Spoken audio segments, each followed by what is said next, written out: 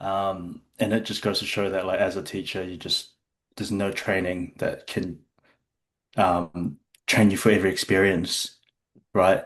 Um, Essentially, it was basically my first class ever teaching in prisons. And you hear all these stories, and everyone warns you. You go through the security induction and things like that. Um, and to be perfectly honest, and we can go into this a bit later, but I was very new as a teacher.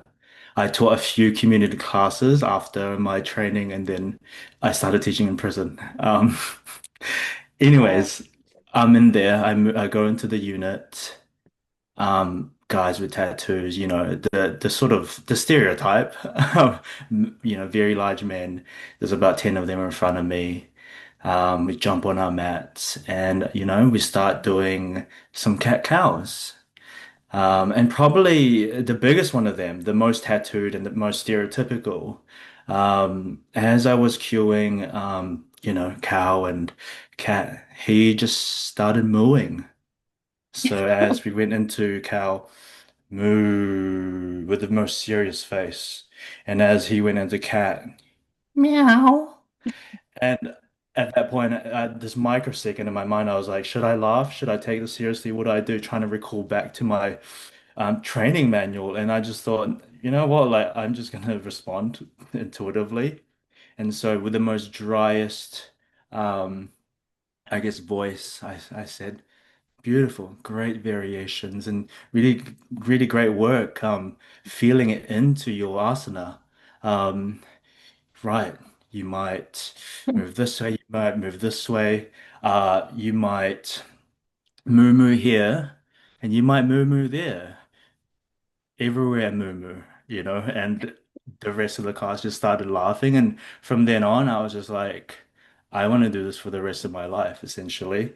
And that story is just like, it just makes me laugh because it shows the humanity in everyone and the humor. And yeah. So that's my sort of introduction to proper teaching, I would say. but- I mean, that's hilarious. I don't know how you kept a straight face through it, um, honestly. But also great improvisation. I feel like, most teachers would probably laugh off if they're new teachers, especially.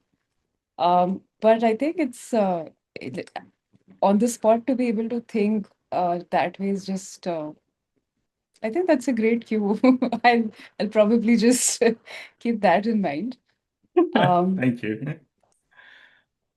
so coming to this setup, like a lot of people come with assumptions about what prison environment is like, and from the little experience that I had teaching in the juvenile uh, facility here in Delhi, uh, I did walk in with a lot of thought and thinking Yeah. it's going to be this way, that way. So, Mm. what's it like, and what were your thoughts or assumptions before you entered on your first day?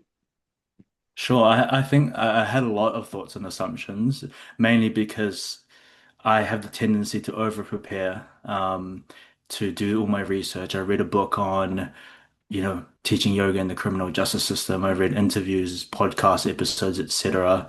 I talked to people who have taught in the same prisons in New Zealand, and I had worked with prisoners before in a separate role, and obviously you hear the news about them, specifically the units or the prisons that I'm working in, which is high in maximum security, which are the most serious offenders in the country.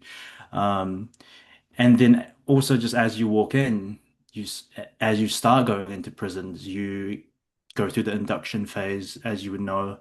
You get taught how to not get got, which is like be manipulated to bring in stuff and messages, things like that. And so those are all the assumptions I had in my mind, or the stories that I sort of um, internalized from others. Well, basically, it was the opposite. It was complete opposite. I've never found more joy in my life than when I teach inside the wire or in prisons. I've never, ironically, it's still something I'm trying to figure out, but I feel most safest in there, um, which is pretty interesting to think about.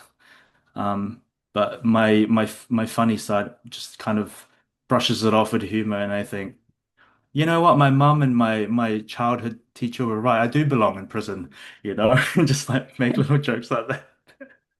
But yeah, that's been my experience, and I love going. That's I'm happy to keep going. I don't get paid. I do it for free, and yeah, I think that sounds interesting, especially the fact that you said it makes you feel the safest. Um, I, I'm just curious, how did you get this opportunity in the first place? sure. It was a complete accident, really. I was in bed once, and I read the news when I'm in bed. I saw an article. I think it was Yoga International Day or something, and um, this article said yoga gains ground behind bars, and I just read it, and I was like, oh, I didn't know that you could teach yoga in prisons. I want to do that. And then I just messaged the person who was in the article, and then they set me up with a bunch of different volunteer coordinators for the prisons in Auckland, where I live, and the rest is history, really. I messaged them, and they were all more than happy to yeah, meet me, accommodate me. So it was by accident, by chance. And was this your first ever teaching project, or you had others on the side going on? What was it like? You mean past experiences or Yeah, like was it like the first ever teaching gig that you had, or was this something that came along with the others? oh no, it was my first ever yoga teaching gig. Oh, oh. Yeah. I taught a few times like for my yoga teacher training, if you wanted to, you can ask the studio owner if she can host some community classes for you to teach and practice. I Mm. did like maybe six of those. Um, and then I just started teaching in prisons. And to be honest, I do teach publicly now in public studios and the typical Lululemon studios, let's say. And I feel more nervous in there, to be honest, Shavi. Like I feel more scared teaching in those spaces, which is so odd to admit. Mm. What do you think changes in your uh, teaching when you're in the prison and when you're in a studio? What's that shift? Hmm. I think I'm stripped. I feel stripped of all pretense that like I have to be a certain way or I have to teach a certain way or I have to be like the other teachers in these studios. I don't feel as though I have to live up to a certain standard that's set. Um, Most, if not, yeah, the vast majority of the prisoners it's their first time doing yoga. Some have been doing yoga before, through the correspondence course, but otherwise they're all new, they're all beginners. Um, yeah, part of it I think is also the fact that they don't have to pay for it. I think maybe when capitalism and yoga collide, there's something that is lost, in my opinion. And yeah, and part of what is lost is that the teachers can, I think, lose a part of themselves, of their like truth or essence nature, in my opinion. But when I go into prison, like all the pretense is just removed, if that makes sense. I think I do have felt that sense of lightness. What's your typical class like? Like, how do you plan a class when you're, about to go, or what's in your mind? Sure. The way I plan a class is kind of, in some ways, by not planning. My preparation is done through the training I've done, not just the yoga teacher training, the classic 200 hour, but all the other trainings that I've done, thereafter. I sort of have in my mind like chunks of asana that like blend well together or flows. And then obviously you would know which areas of the body they target and then the warm-ups, etc. And so that's in the back of my mind.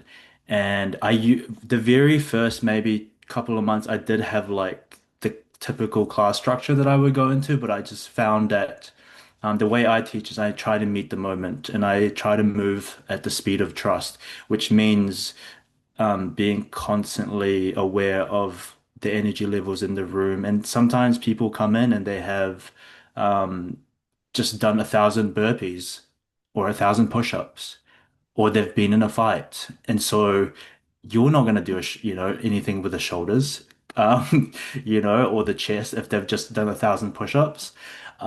So I kind of don't plan, but in the back of my mind, I have an idea of like the things that we can do, depending on how they show up, in the mat as we drop in. I think a lot of teachers know what's in their textbook, but they don't know how to read a room. I'm very curious to understand. Let's say if you enter a room and you're about to start your class, and your students are coming in. Maybe they've just worked out, or adrenaline levels are very high for some of them. What are the signs that you pick up from their body language, from the way that they're looking, communicating, that help you to decide, okay, this is what I need to teach today? Well, first of all, some of that decision making actually begins before you even see them. So as you walk into the prison, you can see there's a vibe. You see how the corrections officers are, the prison officers are. As you go into that specific unit, you can get a sense of whether or not there's tension there present, or an Mhm. incident has just happened, or there's something bubbling up. So there, you get a sense. And I think that has an influence on the nervous system and how they will show up and what they'll be capable of. And then when I see them, um, yeah, it's just the way they walk in. It's the way they greet you. It's the way they walk up and say hello. How much effort they put into that, if at all. Like if I see Chavi and she's usually, hey, how are you, Rodolfo? How's your week been? And then this week, hey, thanks for coming. And or they might not even say anything. To me, I'm thinking, okay, something's happened. And then. I do it. I like to do a check-in at the beginning of the class. I say, "Hey, how are you?" You don't have to say anything. It's an invitation. How's the week been? How are you guys physically? Did you do any training today? Which is what they refer to when they say they've done some workouts. Um, and usually in the way that they answer, is the way I get a sense. And then we do a little bit of warm up. And then, if we're trying to do a seated side stretch and they can barely lift their arms. Okay, we're not doing any chaturangas probably. Okay. And sometimes they won't tell me they've done 1,000 push-ups because sometimes, unfortunately, I mean, I'm sure you know this, but with prison culture, some people are, depending on their ranking in the gang hierarchies, the criminal Mm. syndicate hierarchies, they might be forced to fight for entertainment. And so sometimes they won't say anything, but you'll feel it in their body, like they're exhausted or something like that. So, yeah, seeing how everyone is when you walk in, not just the students, seeing the students themselves and understanding patterns, understanding who they are, which comes with connection. And it's asking, it's not like a studio. You can actually talk to the students during class, which I love, and which is weird. Why do we don't do that anyways? That's a whole nother thing. And then it's, yeah, seeing how they are as they drop in physically. Can they even do some pranayama? How does it feel? What is the quality of the breath? Are they breathing through the shoulders or the belly? Are they able to sink? Can you feel, their breath slow? Or is it feel up here and short? All those things I think inform me. Um, is there a specific teaching skill or technique that you thought would work well with this batch, but it didn't? Oh, that I thought would work well, but it didn't. Oh, that's so interesting.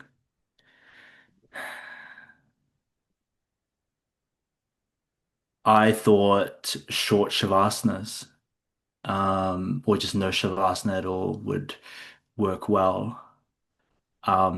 But no, I think it's integral. It's important. Um, I guess it's less of a teaching skill, but more of like a structure, a Mm. structural kind of choice, pedagogical choice. Um, but I think there is a skill and a craft to actually holding space because Shavasana is the ultimate, I think, pose for me. It's the integration pose. And ruling that out on the basis of what my predecessors suggested or what books say, I think was a mistake for me. Was there a certain change that you saw once Shavasans got longer, in the way that your students responded? Absolutely. I would say one pattern that I've seen over time is as I've sometimes I can so just to give you a bit more context, usually I do 6 weeks with the men, a 6 week kind of I call it a program because they I make them a little certificate at the end Oh, to say wow. they've done yoga. Yeah, that's one of their favorite bits because sometimes it's the first time they've ever been given a certificate. So I really like it. But anyways, for some of the men, they continue because they're there for a long time. So, and I've found that over time, the men that I build the most connection with, there's a correlation. Um, they move towards restoration.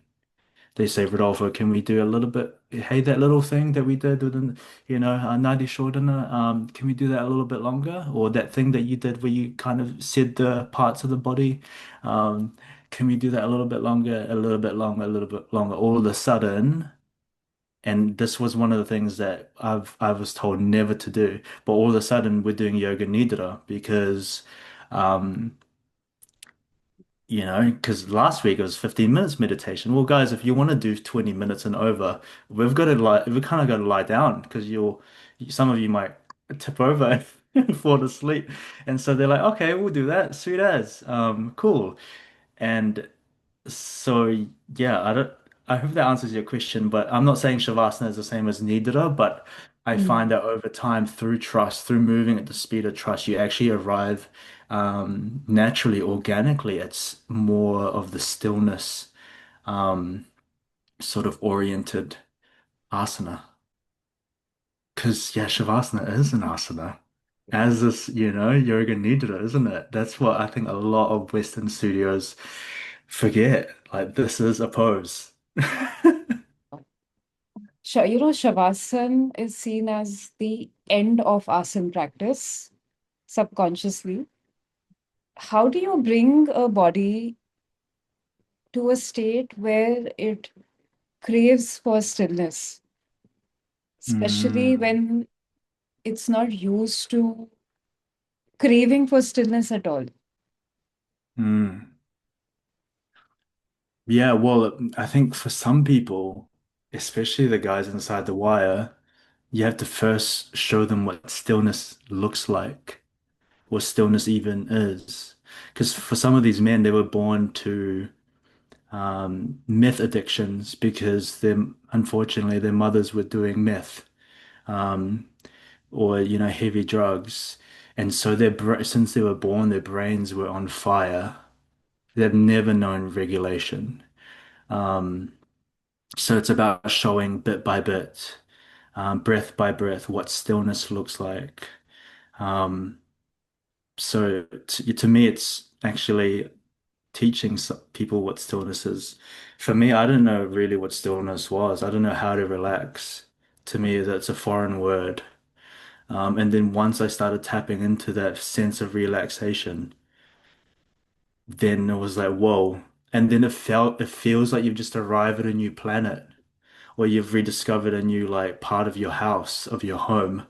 And it's so beautiful to watch some of the hardest like men like walk around with like grace or feel gracious in themselves. It's beautiful. Before we get people to experience stillness, you need to show it uh, first, right?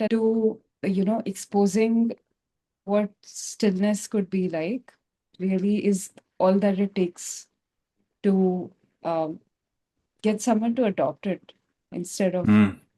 like when we go to studios also, there is so much of conversation about stillness, feel this, feel that light coming in, all of that, right? But I feel sometimes it doesn't need that much of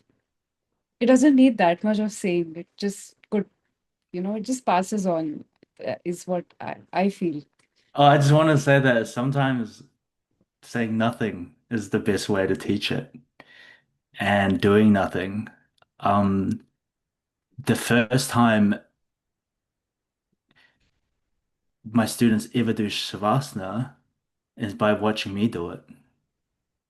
So I just think about the the very first time I taught. You have to wear this belt when you come in. It's the hardest belt. It's like it feels like it's made out of almost like steel. And when I would lie down in the cool down pose to demo what to do, I'd get back up, but they would also get back up.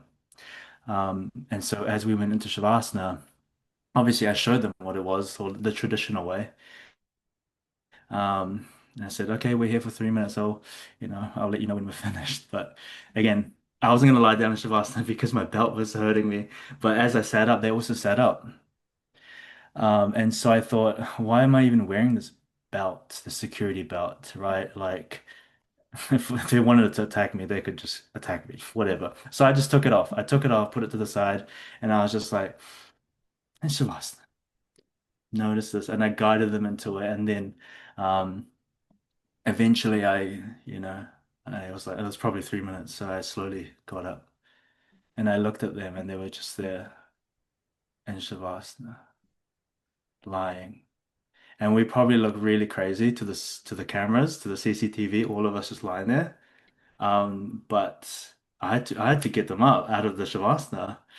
So it was like sometimes you have to show it, sometimes you have to demo it. I think sometimes, and I feel kind of bad because I feel like I'm just criticizing public yoga teachers and the Western yoga teachers. But some studios I've seen Shavasanas for 30 seconds, Mm. right? And I think there's a lot of do this, imagine the light, breathe, find stillness. But part of me is wondering, like, when is the teacher going to show me stillness? When is the teacher going to show me the light? Like, when is the teacher going to be like regulated? I think that's actually the most important skill any teacher could know. It's not reading the room, it's reading themselves and stilling themselves. Um, because that's to me, that's what yoga is. It's like fostering the inner awareness in a way that you're then able to go beyond the layers of the self and find awareness and foster awareness in others and hopefully the world. Namaste. The experience gets so filled with instructions sometimes that there's no space to feel things and to just be.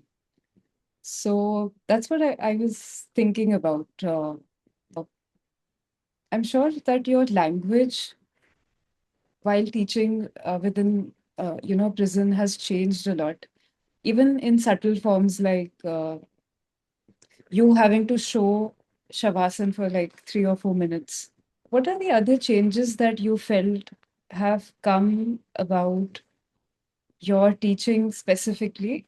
Uh, how has your language and your means of teaching changed from your experience teaching at the prison? It's changed so much, Charlie. Like, I think one of the most basic ways or fundamental ways it's changed is simply how I cue. The vast majority of the men that I teach did not have the privilege of accessing traditional education. Um, so a lot of the words they simply just don't know or understand. And to be honest, when I started doing my asana practice, I didn't even know what it meant. Like what is tucking the tailbone? What does that mean? Like I just genuinely didn't know. What does it mean to pivot your toes or your foot? Um, and the beautiful thing about these guys is they would if they don't understand something, they'll just say it. They say, what the F does tuck what do you mean tuck your tailbone? What do you mean what do you mean put t pivot your toes? You mean point your toes to the left or point your toes up or down? So it's simplifying the cueing. It's yeah, turn your toes to the left. Or yeah, bring your head up or turn your palm or things like that. Other ways it's changed, I would say is um s- hmm, I would say more space is one of them or the other ones. I've had also I'd had a person who came in. He went up to my face, ma probably the biggest person I've ever seen, massive guy, big muscles, and he looked at me, went up to my face, and he was just like, "Ah." And I thought he was doing gang signs. I was like, oh shit, I'm about to die. But he was deaf. He was trying to communicate through sign language, and so then I had to teach a deaf person, and so I realized, oh.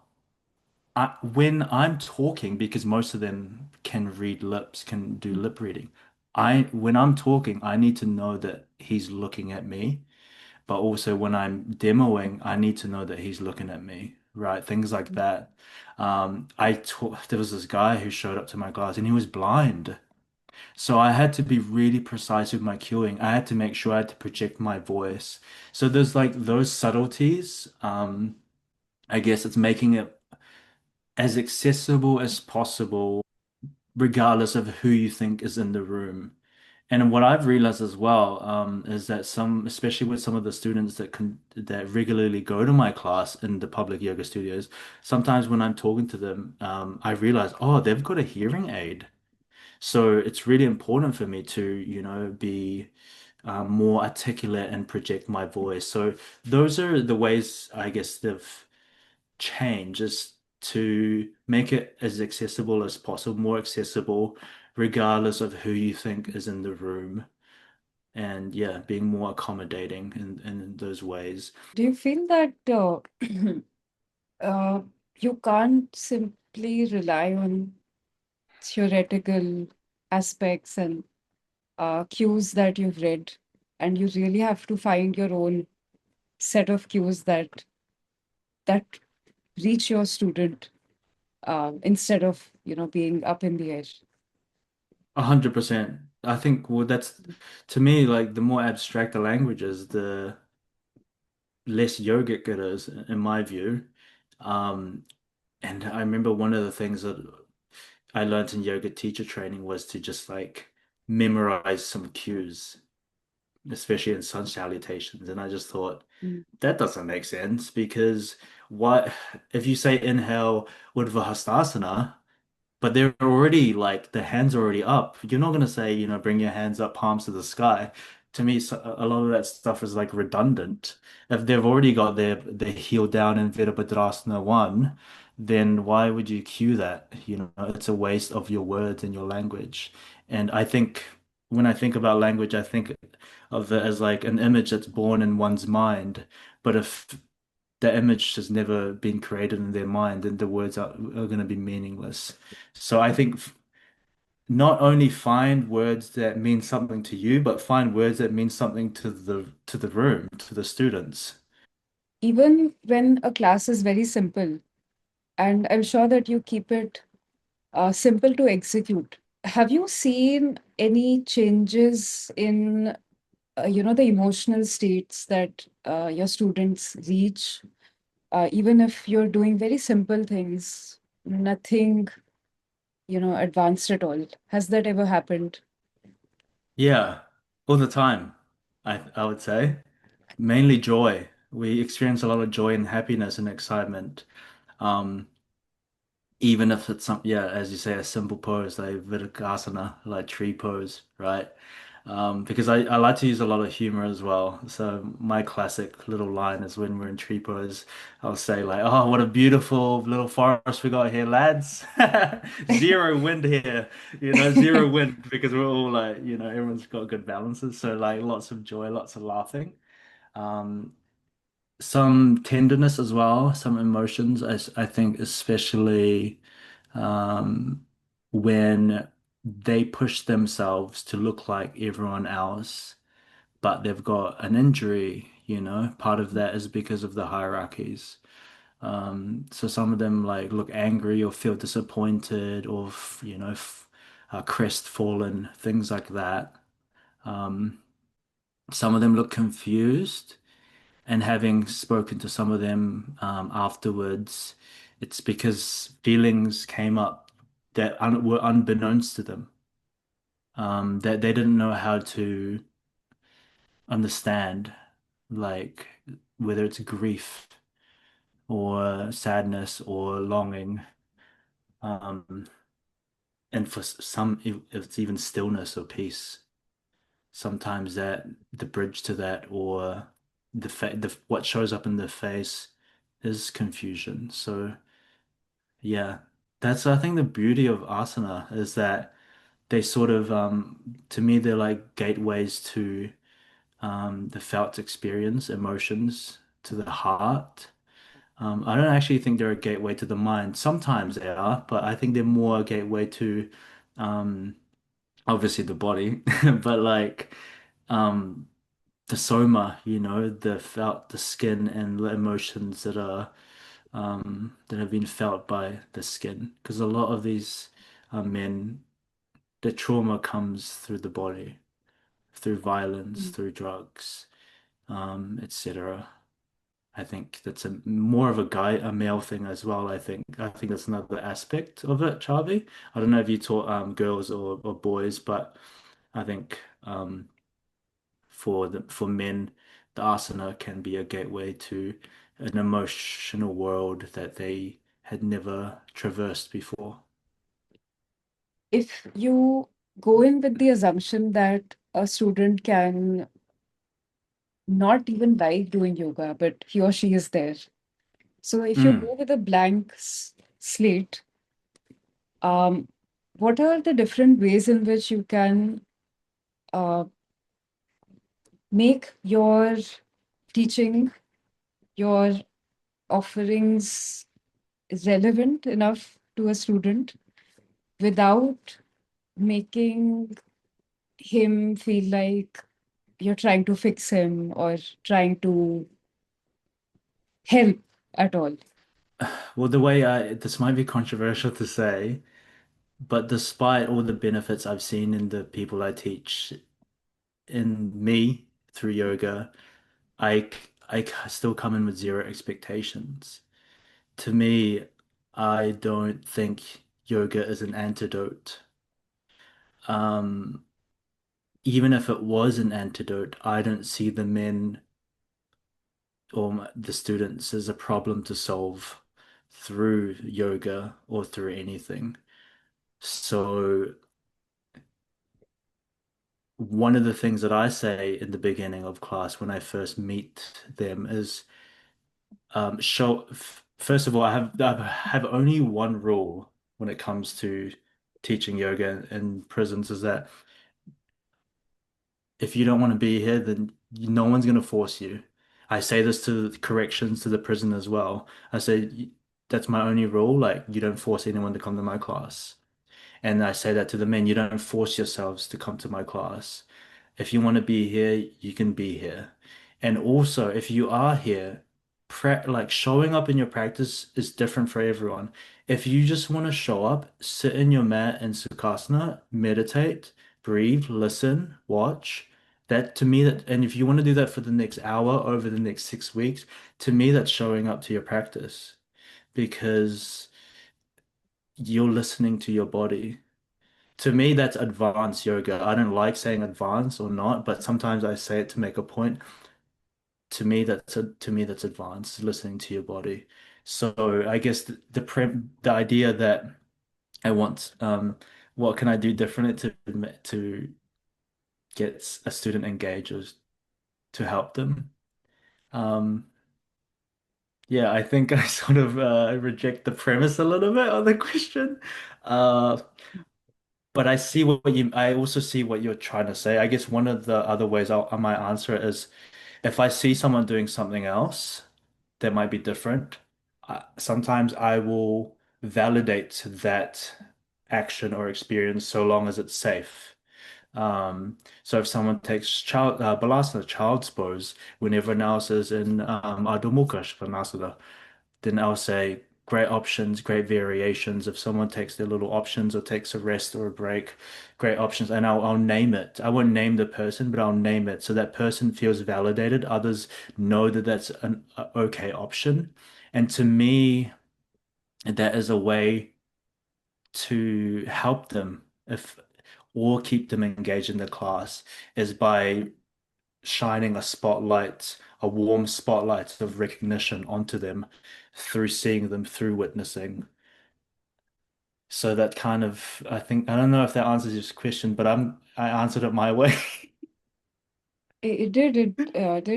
I feel I love the fact that you have no expectations at the beginning, that you're there to help or to give something, especially because I see a lot of teachers who, especially the ones who are new into teaching, come in with an expectation that they're there to help or take responsibility for their students. Their approach is, it's just so much more sustainable.